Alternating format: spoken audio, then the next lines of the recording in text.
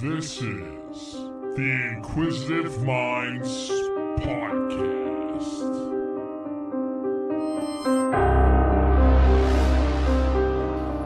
Hey, thank you for tuning in to the Inquisitive Minds Podcast. I'm your host, Johnny Smith.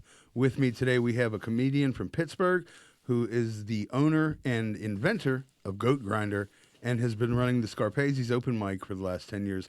Welcome to the program, Ron Renwick. Oh, well, thank you, Johnny. It's nice to be here. Yeah, thanks for coming on, man. It's been a while since I've seen you. I haven't been able to get out and exercise my chops. How's things going with you? It's good. It's lonely without you. You know, 50 people showing up. We miss you. We need to pile on at least 30 more comics. Come on, get in From what I there. understand, it's a completely new scene out there even. Oh, dude, turnovers like even every year there's a lot of turnover, but you'll keep a couple guys for a couple years, and then some people will actually stay for a long time. But I hope all these guys just leave eventually. Not like stay like leave comedy, but just like leave the city. There's more to stand up than Pittsburgh, because like don't get stuck here like me. Don't have a kid and then like you're like, oh well, you got to be here for a while. I thought I was out. yeah, right. Then you just have a kid too. Yeah, I did. Now I'm here with kids, and we're not stuck. Isn't the It's right not word? stuck, but you know, you're not monetarily like fit enough to just pack up and leave. Like when you're single and you ain't got nothing to do, you can go sleep on some couches. Oh, I was figure all it over the the fuck place. out, man. Yeah. You got kids, man. You gotta. It's more like an anchor. You have an anchor somewhere holding you into place. Yeah, you're just drifting along. You know. I mean, thrilled about it though. Thrilled. Yeah. Love to be a father. It's great. How old now? Just over 3 months. Oh damn, just got born. Yeah. Congratulations. Well, thank you very Johnny. much, little Cordelia. Cordelia. Yeah, we took her and her sister Delilah to the Science Center yesterday. It was rather nice. Oh, the Science Center. That gets old. It was very crowded. I did not know the draw for the Titanic show was that big. I didn't know they had a Titanic show. I didn't either until I got down there. Was it like a whole floor? They had a bunch of stuff set up. You had to buy separate tickets, and it was something Okay. else. I don't know if it was a movie or a show or what it was, but there was a bunch of single people there that were very excited. Well, I mean, the Titanic is a very popular thing, and I imagine if the Science Center's putting something on, it's probably something kind of cool, but to pay extra for that, especially with kids, they're just going to be like, why are we going and looking at everybody dying, Daddy? This is weird. Yeah. So, Ron, you've been hosting the Scarpaci's open mic for over 10 years. How long ago did you start comedy? 14, 15 years ago. Okay. Probably July something 2009, I think. Seems like a lifetime ago, doesn't it? No, it feels like yesterday, man. It Really? feels. Yeah. To tell you the truth, like I don't know, life goes so fucking quick. So, it's just insane that like I feel like I just graduated college and moved to Pittsburgh, but you know, it's been what the hell is it? 24? Yeah, almost.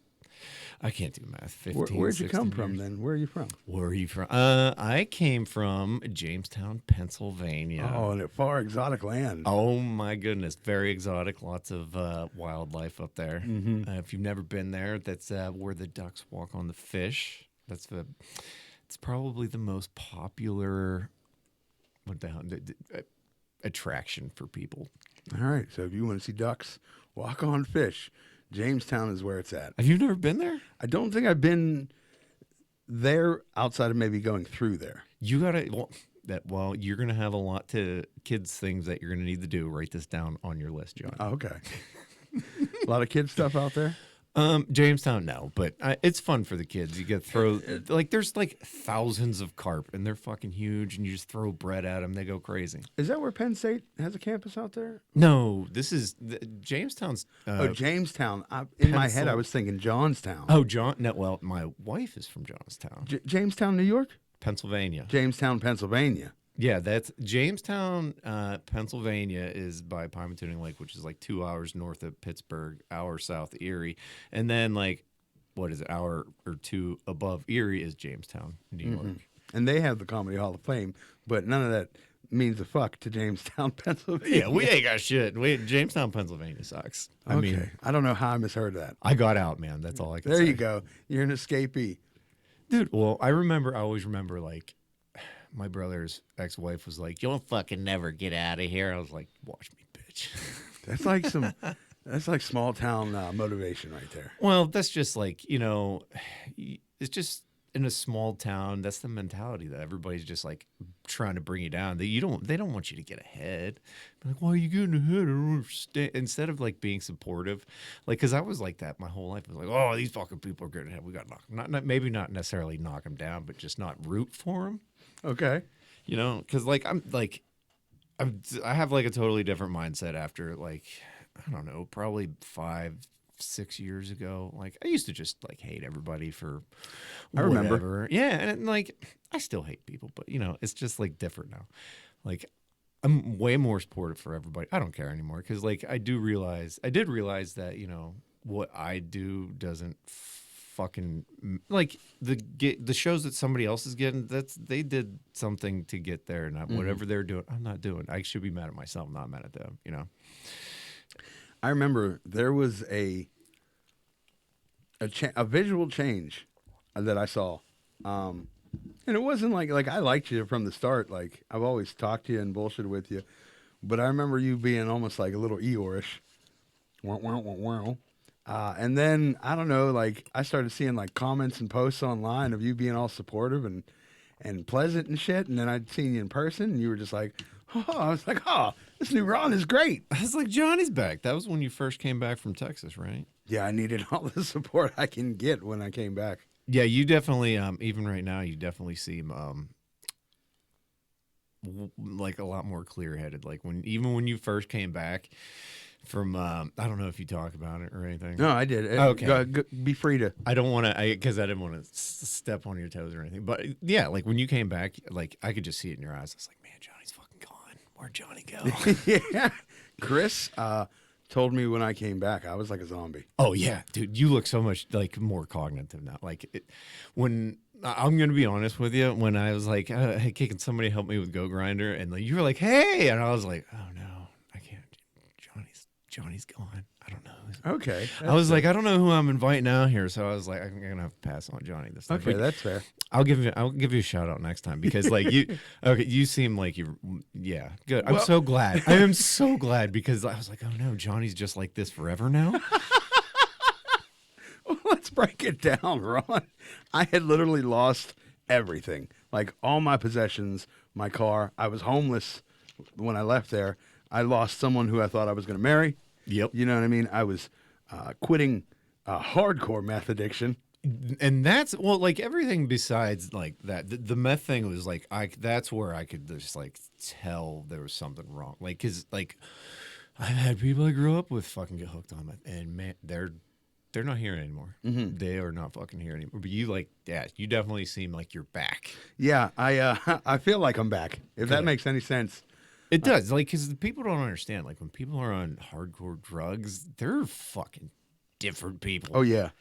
I'm so ashamed and embarrassed of some of the things I've said and done while under the influence of those hardcore drugs. But what can you do? A month after my baby was born was my 1 year clean off that shit. Really? And Good. still going strong. So. Yeah, well, you look healthy. Your skin looks healthy. Dude, you just look fantastic, John. Oh, Ron, stop this. He's trying to talk me out of my panties.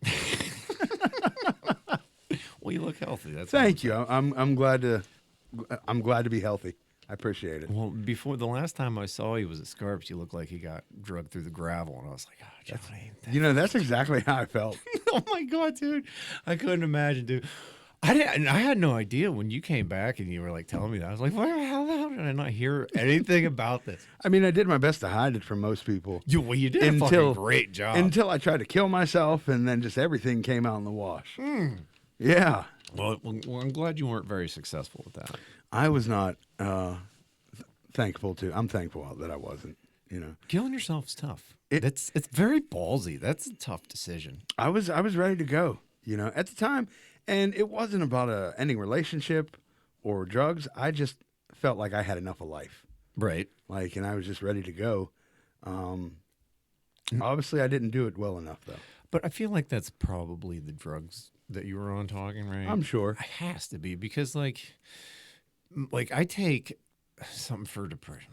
I don't even know what the hell it is. Like, and before I took that, like, I thought about suicide a lot. I haven't even thought about suicide in like fucking forever. Not that I was like suicidal, but just even having it come up in my head was like, it happened a lot more before I started getting on medication. And like, I can imagine taking the heroin, fucking anything. That would probably make you want to just be like, all right, this is fucking tough. Yeah, the come down from meth. Obviously, I was reading about it as I was going through it, but it says it's like one of the most deepest depressions you can go through. Right. And I felt it every fucking day. Right. Yeah, man. Even like when I was drinking all the time, like I was fucking depressed all the time. I was sad. I was like, what am I doing with my life? And it was just like, well, I'll just drink some fucking more. It'll make it all go away. It's funny you mentioned that because Scarps always has a special place in my heart, but now it does even more because the first time I came back to Scarps, I didn't even perform that night. Right. I was just walking around, wanted to be amongst my people. My current girlfriend happened to be there too, not as a comic, just there drinking like a lush, I guess. And like 3 days later, we actually ended up meeting each other and blah, blah, blah. And baby came out of it. Oh, man, Johnny, that was a quick turnaround. Yeah, it was. We had our baby before our 1 year anniversary. Oh, yeah, that was rather quick. Congratulations. Thank you. I'm tied off, so I don't, and I'm with my lady that I've been with for fucking God. Well, here's the thing, Ron, and might sound a little graphic here, but I honestly didn't think it was possible. That you were gonna have a I child? didn't think it was possible. I've used the joke, I've been busting in bitches for over 20 years and never had an accident or even a scare. And then all of a sudden I'm pregnant one day? Yeah, that's bananas. Yeah, I like never. You never pulled out before? I tell a joke. I said I used a condom twice. Once at a brothel because, rules suck. And the other one to impress my late wife and make her think I was husband material. Listen, I'm going to wear a condom for the first time. Yeah, the ring will be next. To make you think I'm a reasonable, that's a good man right there. He wore a condom the first time. I don't know. That was my logic. I was young. I don't think that's how it works. But I, haven't made the most responsible sexual choices, that being protection. And I never had, thank God I've never had an STD. Oh my God, I don't know how I got out of that too. I praise the Lord I never had an STD. And I never even had so much as my period's late scare.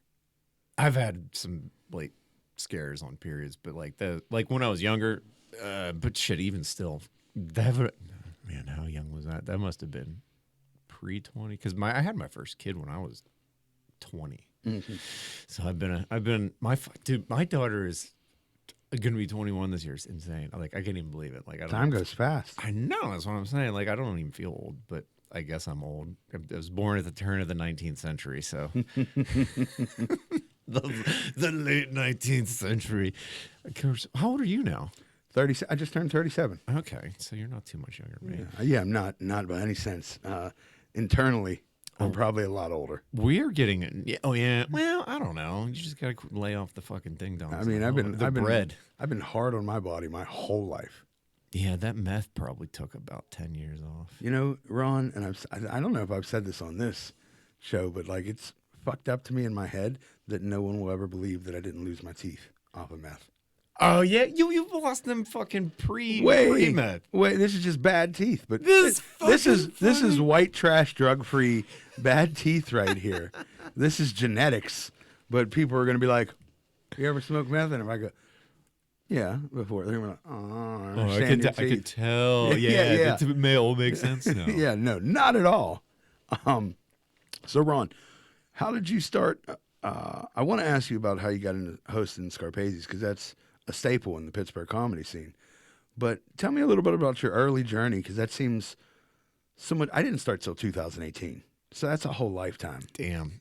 Yeah, that was 9 years after I started. Well, I sucked for a long time. Not that much has changed. But man, I started out just like anybody else. You got the arrogance to think that you're fucking hilarious or something. And I ate so much dick the first time I went up. I did the Gilda's Great Comedy Search. I don't know if you're familiar with that. I think that's before my time. Gilda Radner? Somebody with cancer or something other. I don't. It could have been. Maybe I don't know. I'm so dumb. I don't know. and I ate so much, dude. They held it at the Improv for the first ones, and Dom, the DJ, I was eating so much dick. He played the crickets like 3 or 4 times. Dude, I didn't understand. I was like, what is the cricket sound going off? And I'm just still telling my fucking terrible story. I got like one okay laugh, and then I was really upset that I didn't win. I didn't understand. I was like, I did so well. But let's see. So, but then like on and off for like a couple months, and then all of a sudden I started doing it regularly. It still took me fucking forever. Like, it's so amazing when I see some comics just come out of the gate fucking swinging. I'm like, you probably like were a good person. You understood other humans, and like then there's some of us like we think that we're relatable, but are fucking not. Yeah, sometimes it's just not really. All. I mean, and I have this trouble in conversations. I just throw shit out there that is my experience. Right. But other people are like, what the fuck is he talking about? It's like, no, I don't know anybody that's ever smoked crack before. What are you talking about?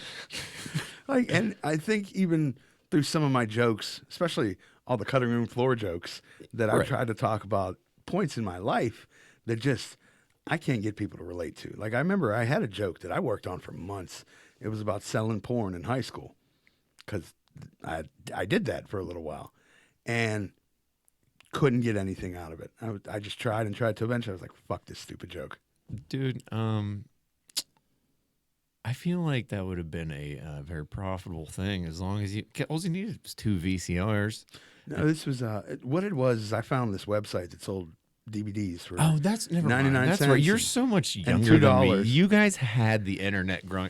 See, I didn't have the internet and shit in high school. Really, like, if you wanted porn, you still had to like have a fucking videotape or Skinamax. That's so. Well, I mean, it was accessible, but it wasn't accessible as it is today. Oh, dude, our accessibility was like, I remember when we first got the internet, it was dial up, dude. It like, and like all the jokes about it fucking takes forever for the dick to down, or whatever the hell it was. Mm-hmm.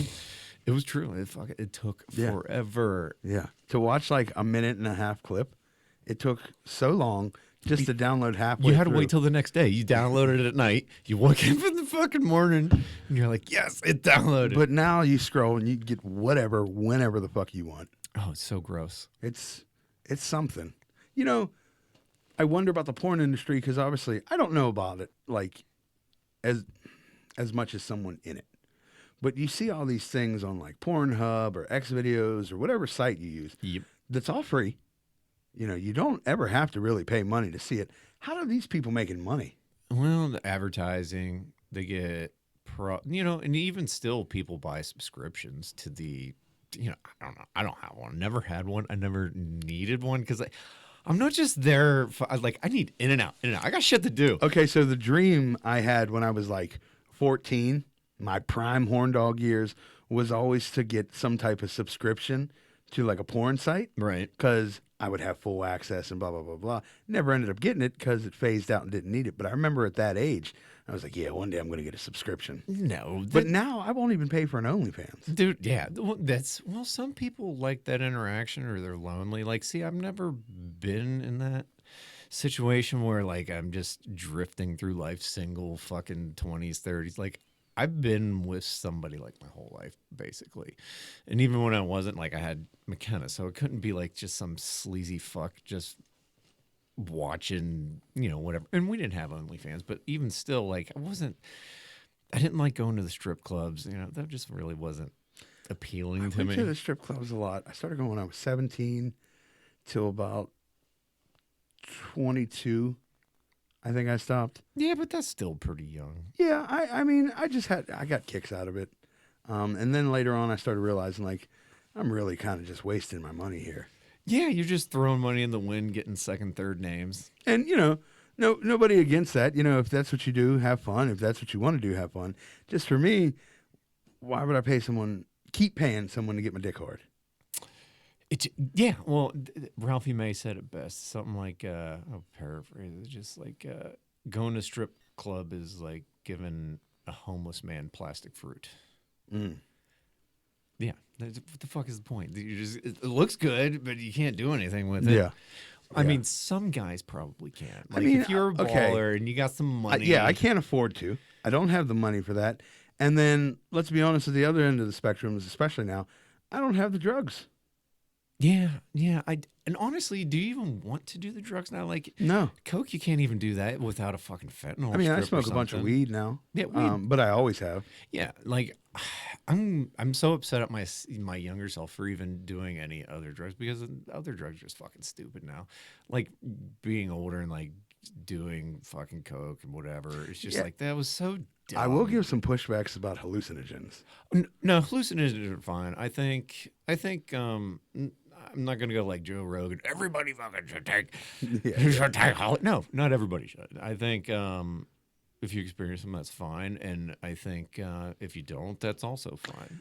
I experienced hallucinogens many times, but you know what I've always had a beef with is how they portray like LSD on TV or in the movies versus what it really is. Because I expected, I listened to the fear mongering and I expected the crazy visuals. One guy said, "Oh, the toilet tried to eat my dick one time and turned into a monster." I've heard all these crazy stories, and then when I started taking LSD, it was just cool. No, you didn't need enough. Well, I mean, there was times where I've hallucinated heavy, but nowhere near like what they'll have you believe is a scare tactic. Yeah, I've heard of people like going to Nelson's Ledges and they had the fireworks and fires and stuff there, and somebody took too much ass and they thought they were in hell and all the fireworks going off or like whips cracking. No, I can get that because like I mean, I've taken enough to fucking go crazy before, and like I see lots of shit, but you have to be in the right state of mind. And like, I don't mind being scared. It doesn't bother me. And some people can't handle that, just like a fucking nightmare. You know what I mean? That's the scariest thing I ever experienced. Have you heard of salvia? Yeah, but I've never done that. Oh man, I don't recommend that somehow legal insane spice sauce, whatever the fuck it is. I was gonna say, wasn't it? Is it still? It's legal? still legal. You can still order it online, and I'm sure some places carry it. Weird gas stations. I don't know where exactly. Is that the K-hole thing when people get in a K-hole? No, K-hole is ketamine. Ketamine. Okay. Ketamine. You can have some. Oh, okay. Yeah. I don't know. No, ketamine. You're right. I don't know. There's so many drugs now. And there was is so many drugs. Like I didn't even know heroin was like. I thinking back about it now, like Jimi Hendrix and stuff. Like I guess I remember heroin was around for a long time. Yeah. But like growing up, like it was never around. Never heard about it. Nobody ever talked about it. It was apparently in the fucking town next to us. Everybody was like ODing and stuff, but like I had no idea. But heroin, no thanks. No. Yeah, no thanks. Anyways, I took and I filled up a bong bowl full of salvia, and I hit it all in one rip.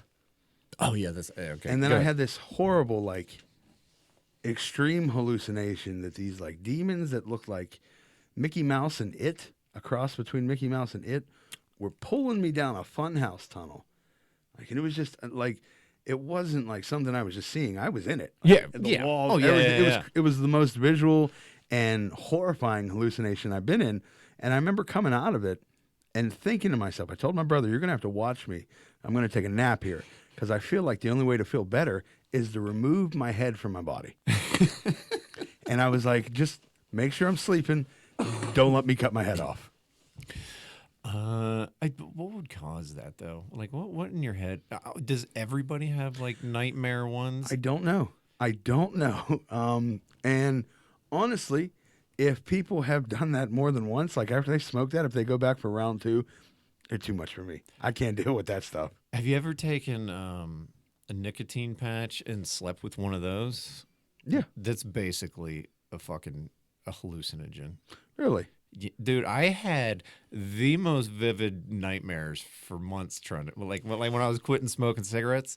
I did because I would wear them and like I would wear them 24/7, and sometimes I'd patch up before bed because I love the nightmares. Oh my god, dude, I got like addicted to the dreaming and stuff because they were so vivid and they were so, like so real. Even though like most of them were all just fucking terrifying. And even my mom, I remember when my mom patched up back in like the 80s, she's like, I can't fucking wear these, like give me nightmares. And I was like, bullshit. And then like I'm sitting there trying to quit. I was like, what? This is fucking crazy. like there was one where like there was a witch, and I was at like at my parents' house, and she was flying around the fucking neighborhood and like somehow I don't know, it was crazy, but like I don't know how witches were scary, but it was a fucking nightmare. Like I woke up screaming or something like that. My wife's like, "What's wrong?" I was like, "There's a witch." So, Ron, like I said, Scarps has been around for 10 years now. It's a Pittsburgh staple. How did that come into be? Okay, so yeah, let's get back to the story. So I was doing comedy for like 3-4 years, and like Aaron Kleiber, who I like now, and back in the hater days, I was like, fucking Aaron. He has like 8 mics and he's so good. He's on every fucking show. He works the improv. So I was like, and I also wanted to start a mic, but like Wednesdays, I was like, Kleiber had one on Monday and Wednesdays, and I was like, well, I'm gonna fucking start it up on Wednesdays, take over, which didn't really happen that way. It just, I don't know, his mic just eventually died or what. Where the hell was that one? Oh shit, where was that mic? He had 2 of them. He had the Beer Hive, I think, for a while, and then passed that off to Light, and then but either way, anyways, is that a spaghetti place? What the hell was the spaghetti place? Spaghetti Warehouse? No, damn it. Never mind. Doesn't even matter. So I started the mic, and I found the place on bars.com. I don't know. Like, Yeah? Yeah, I just like Googled like Pittsburgh bars, and like bars came up, and it was nice because it had it all sectioned off where the bars were, and I was like, well, I want the central location. So I was like, all right, let's pick Mount Washington, and like the Scarps was the second place that there was one bar above it, and then Scarpaci, and I called them, and then they were like, yeah, come on down, and blah blah blah. So I met Rick, who is one of the 3 owners. There's Rick, Danny, and Mike, and they're all brothers. And well, they didn't own it first, but they kind of ran it. Their mom owned it, and she passed away. Now they own it. And then Rick, he was like, yeah, come in. And I went and talked to him, and I was like, I suck. I'm fucking terrible. But, I just want to, like, do comedy and get a spot for everybody. And he's like, all right, yeah, come on up. And he's like, I'll give you $20. So I was making $20 a week forever. And, dude, I could not get, like, anybody up there. I remember I had to call, like, these are people you don't even know anymore. They're still around Pittsburgh, but they don't do comedy. Like, Tommy Kupiak. He would fucking come up and do like 20 minutes just because like nobody was there, but there was like tons of fucking people. And then eventually people started coming up, and it wasn't such like, oh my God, I'm pulling fucking teeth to get people up there. But that was even still in like the younger kind of inception of comedy in Pittsburgh anyways, because there wasn't that many comedians. I mean, there were, but not like now. Now's like, fuck, there's got to be hundreds now. When I started in 2018, I took that class down at the arcade, and Colin was my teacher. And I remember him talking about all the mics, to go to. You guys got to get out there. Yep. And we heard horror stories about Scarps. Oh, Scarps was the fucking worst. They were like, oh, you got to go, but it's the worst mic you'll ever go to. It's so rough. I was like, oh, boy. And, I mean, it was rough. It was bad. It was really bad. The more you would go there, the more you would be like, fuck it. Fuck these people. It's not that rough. And then, get your comfortability in. I mean, you had to earn it there for sure, because like the early stages of it, the people that were there, the regulars, were fucking pretty wild. A lot of I don't know, maybe kind of gangsterish people, maybe drug deal. I don't know who they were, but they didn't give a fuck about us. They didn't like us. There have been times at Scarps where I've had a good set and still got off feeling like garbage. Like, I don't know how it does that up there, but it's been great. And then you guys remodeled a couple of years ago. Well, I didn't. Well, yeah. Like originally, it was so tight. Like it's like a rectangle room, but then there was a horseshoe bar that took up the whole fucking rectangle. So like, there's nowhere really to walk, and there was only really like maybe 20 seats, around 30 maybe seats around the bar. So like half the people where we were standing in the corner, like when they had to come through, they literally could slap you in the face when they were walking by, and we were on the floor forever. We never had a stage for the longest time. I think did I ever put a plank down or something? No, we never had anything. And then Mike finally built a stage. But like you would literally be at the corner of the bar, standing on that like the bar, that step, and be like fucking yelling at everybody. Hey! I remember late night going up on that mic and just literally leaning on the chairs that were at the bar, Yeah, talking because what the fuck, why not? At You this had point, to. yeah, you had to get their attention somehow.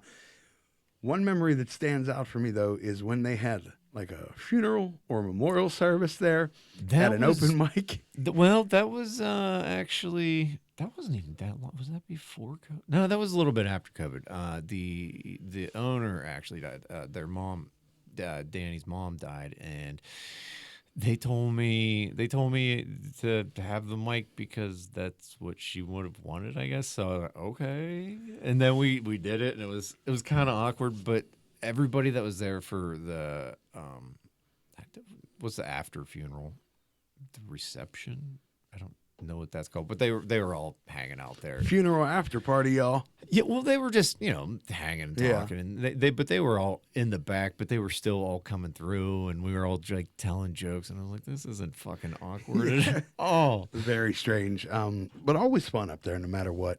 Especially with the groups you get now.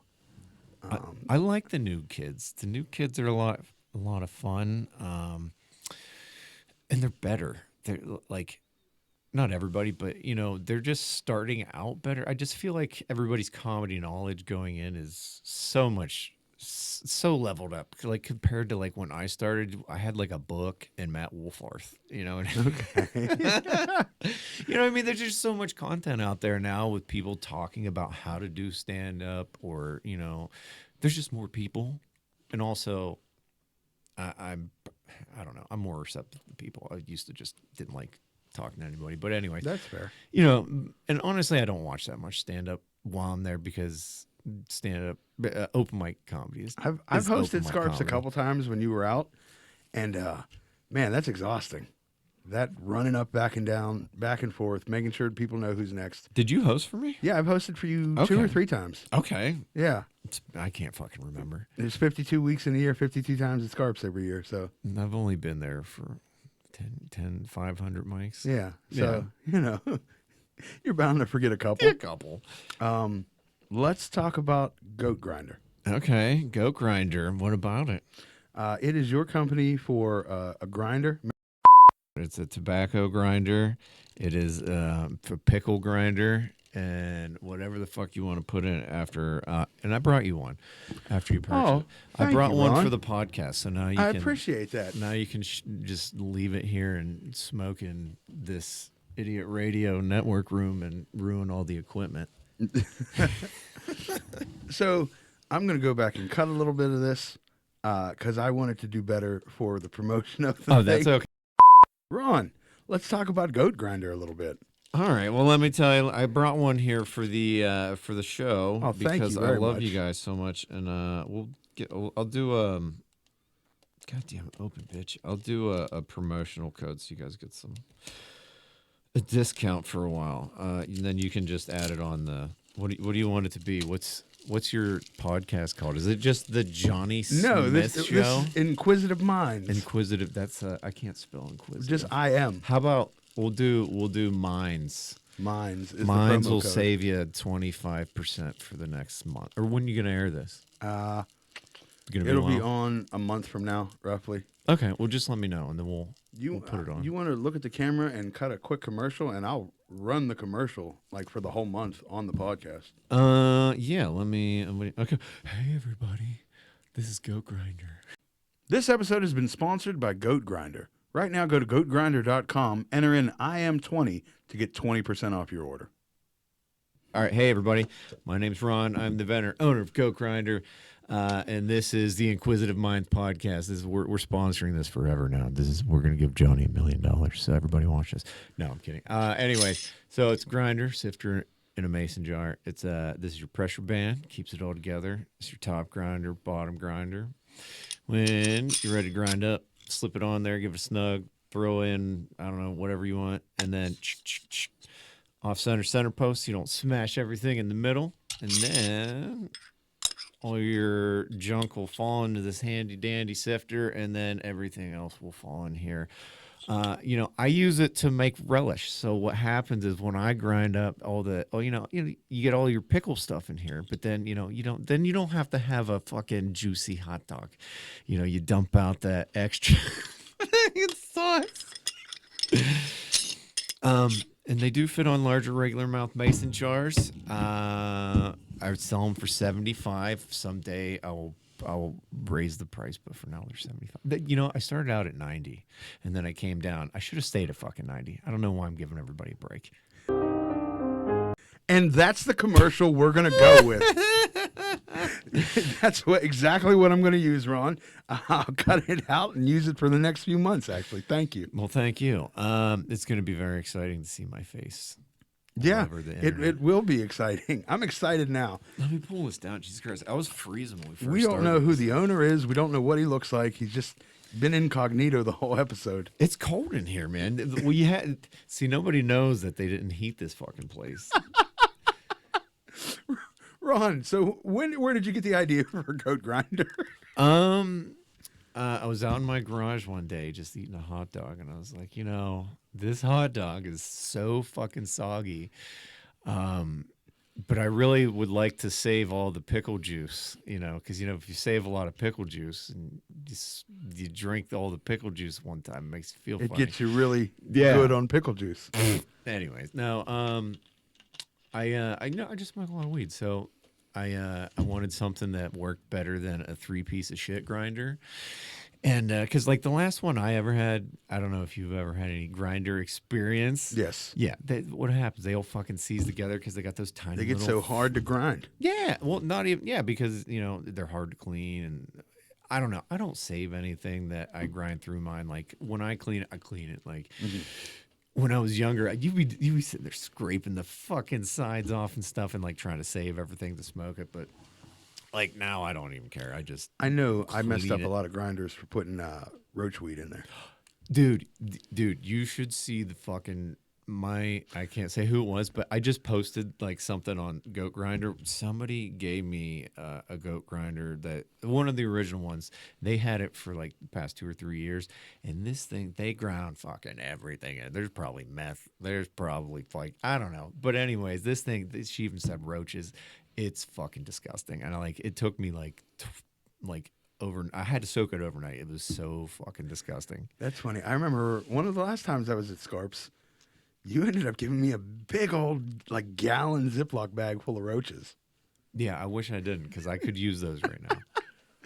Yeah. Anybody want these? Yeah.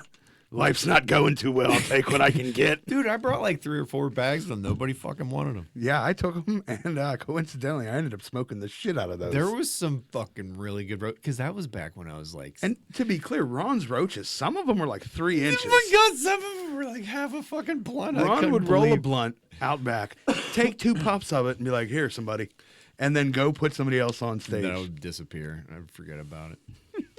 I don't know if we can say we smoke weed as carp, but that's okay. Does Goat Grinder have a website? We do have a website. It's goatgrinder.com, and that's also one of the reasons I picked the name is because I was like, well, because I thought of tons of other names. I even thought of Flour Mill, and there's actually a grinder out there called that. So I was like, I can't, use that. And then there's a couple other names I had, but I couldn't find a website for it. So I, go ahead, take it. So I looked up Goat Grinder, and I was like, yep, that's the one. I looked at it. Oh, that's right. He's got all these wonderful cameras. You're going to have to zoom in. I'm going to take some pictures of it myself. Oh, look at the logo in there. Goat Grinder. That's right. So I started Goat Grinder in 21. I had the idea, maybe 18, something like 18. And I put it on the shelf for a while because I was just I got a real job and I can't smoke. So I was I put it away for fucking a year, and then I was I started hating my job. I was all right, I smoke weed again. So I didn't even ask my wife. I took $1,000 and I had some guy make me this prototype. It doesn't look the original prototype doesn't look anything like it does now. It had a lid. There was a grinder that went under the lid inside. It was like more of like a 3-piece kind of offer. I don't know. It was a pain in the ass. But then I put it away and I hired somebody originally for like $1,000, and he gave up. And then I ended up hiring somebody else like hourly, and now he works for me like all the time. But he's more invested now. But he's really good. Matt Campabath, though, thank you. So if you need somebody, do you have an idea? He can hook you up from 0 to 100. What the hell's his MDST design? I do believe is the name. But yeah, he helps me all the time with everything. And like, I don't know anything about engineering, but I know how to shop, and like when COVID happened and like we weren't doing stand up, I was like, well, I need something to do. So I was like, well, I'll just start, making this grinder go. And like, what I mean by shopping is like, I love to shop, and you're always finding deals online. Trust me, if you're like, I got a good price, I find a better price. Trust me, I find a better price. But like, I would go on to like Alibaba, and like I was learning how to like talk to the manufacturers and stuff like that. Because I tell you what, man, if you're not detailed with them, even on one like minute point, they will. They're like a genie. If you don't tell the genie the full like how you want your wish to be, they will fuck it up. You know what I mean? Yeah, because like the hell was it like I think it was Bedazzled. Like one of the wishes was like, I want to be a fucking basketball player, the greatest basketball player. Well, he was great. He was 10 foot tall, but his fucking dick was like half an inch or something like that. You gotta be fucking specific. Okay. I got 3 more things for you. Okay. Before we get out of here. The first is I always ask my guests for just a piece of advice for someone out there. It doesn't have to be on anything specific. What piece of advice would you share to someone?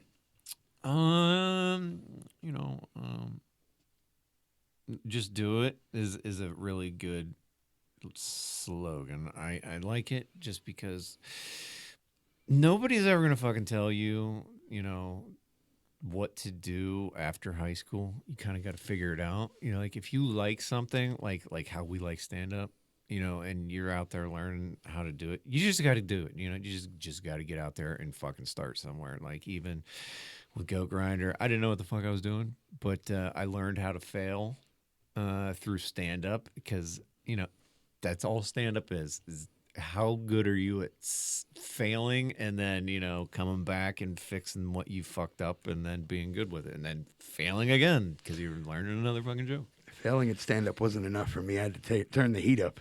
Why is that? I had to try and fail harder at other things. Oh, yeah, everything. Just fail at everything. Well, that's what, like I'm saying, is like once you learn how to fail and that failure isn't the end of everything, that, you can proceed with other things without other people's like, hey, come on, you can do it.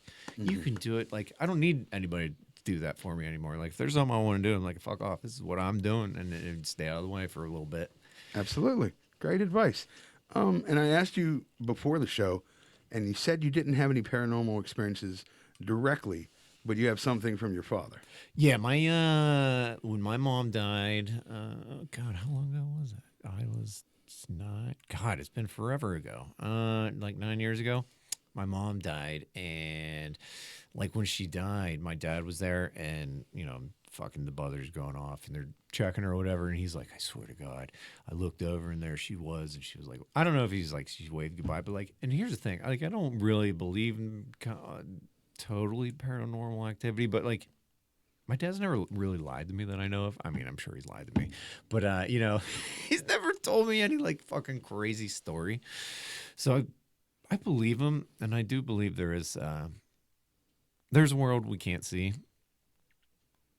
and sometimes they expose themselves. I had Mike Matthews on last week, actually, and he spent the majority of the time talking about demons. Okay. Like literal demons that he's faced. And I asked him, I said, well, what are your thoughts on like ghosts and spirits? And his thoughts were, they're all demons. They're all demons? They're all demons. All ghosts are demons? If you see a ghost, he says it's a demon. This is his opinion. That's tough. That's a tough angle. I can't, I don't stand by that.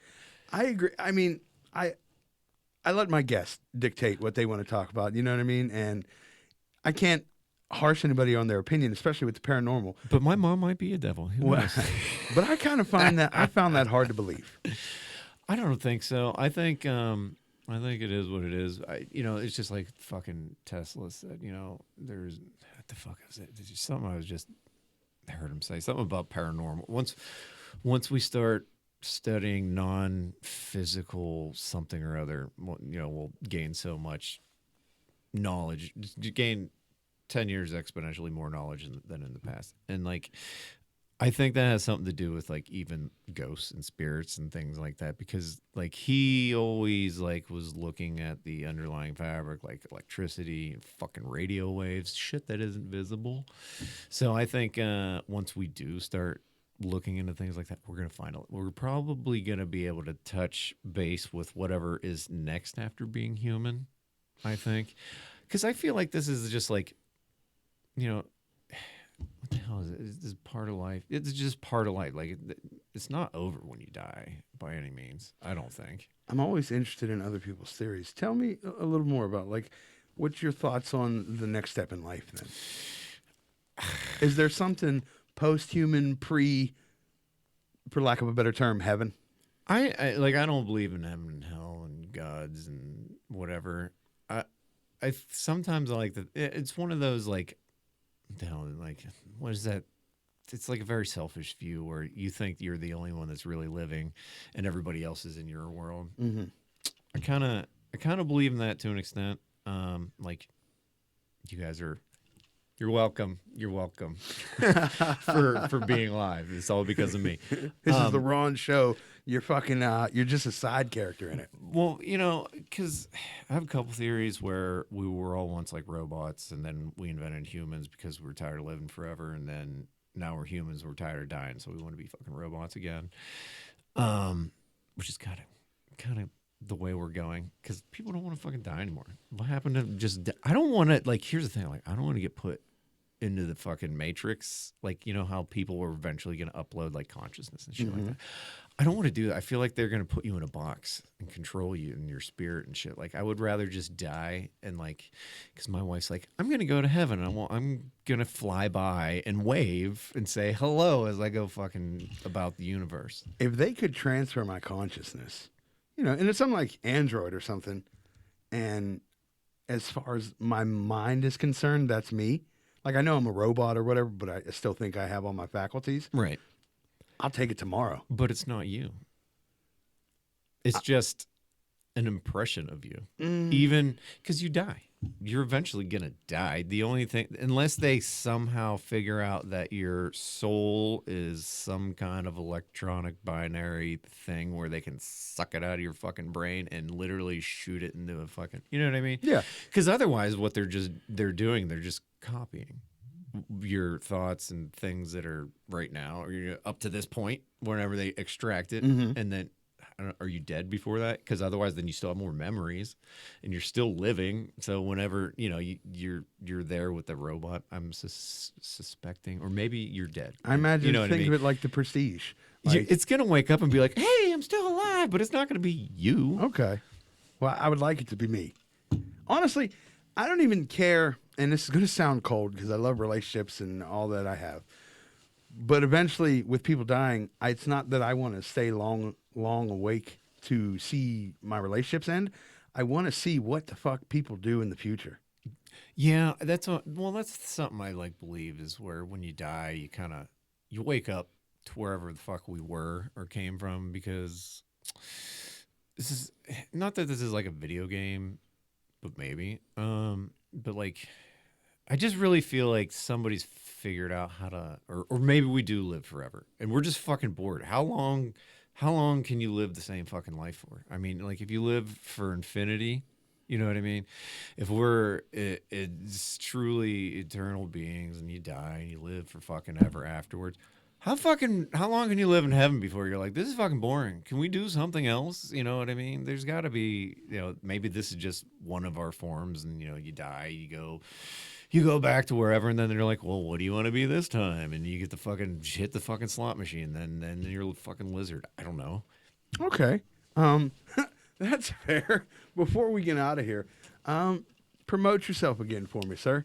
Where can the people find you, get a hold of you, all that jazz? All right. You can find me at Scarpaci's every Wednesday. Sometimes I do shows. Kind of taken aback by right now. Let's see. My website's down, but find me on Instagram, Ronald Renwick, or The Goat Grinder. And I'm also on Facebook and all that other jazz. And if you just Google search me, Jesus Christ, how old are you people? Hey, there it is. Ron, it's been great. It's been a lot of fun. Thank you. Yeah, man. Thank you for coming in. I'm going to see you soon. And everyone, thanks for listening. This is the Inquisitive Minds Podcast.